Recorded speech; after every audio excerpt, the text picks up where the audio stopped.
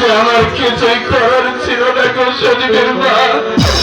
তুমি এই সৃষ্টিকর্তার কাছে আশীর্বাদী করো, আমাদের সজীব যেন একদিন আমাদের কাছে ফিরে আসতে পারে।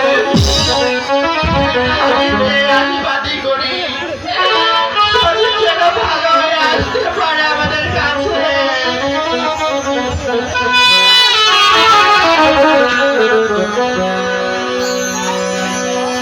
আর 3 দিন যাবত আমরা না খাওয়া, আমাদের চুলায় আগুন জ্বলে না। এখন আমরা কি করবো, কোথায় যাবো?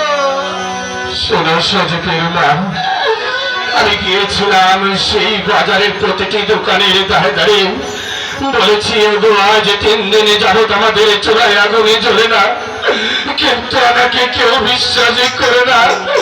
আমাকে কেউ বিশ্বাসই করে 1 কেজি চাউল পর্যন্ত বাকি দেয়নি। আমাদের একমাত্র ছেলে সজীব আমাদের বাড়ি থেকে চলে গেছে, তাই তো আমি এই দর্শকের মাঝে ভিক্ষা করি, যতটুকু পারো আমরা দুজন মিলে খেয়ে যাইব। সজীবের মা, সজীবের মা, শেষে কিন্তু আমরা এই নগরে নগরে ভিক্ষা করবো। তাহলে তাই চলো, তাই চলো। কি ভাই ওরে, দোহ ওই আগুনে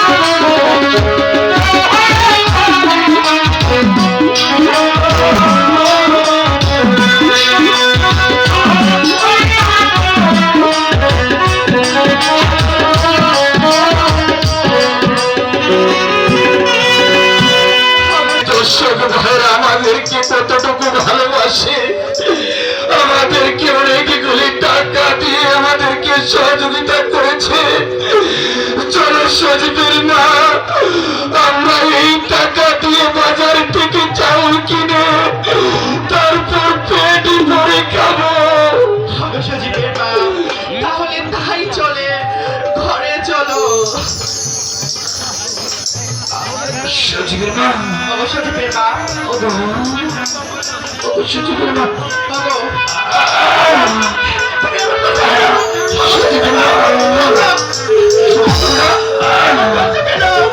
কোথায়? সজীবের মা, সজীবের মা, সজীবের মা, কি হলো? আমার মনে হয় আমি আর বাঁচব না সজীবের মা। বলো না, আমার মেয়ে কোথায় আছে? সজীবের মা, মেয়ে কোথায় আছে? সজীবের মা, ওই যে দেখো আমাকে কে যেন হাত ছেড়ে দিয়ে দেখতে বলছে।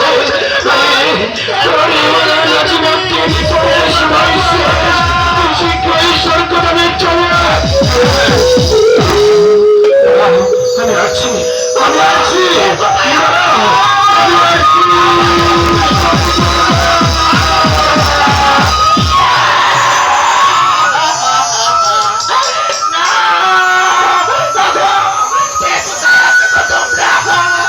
আমার সজীবের মায়ের কি হলো? সজীবের মা,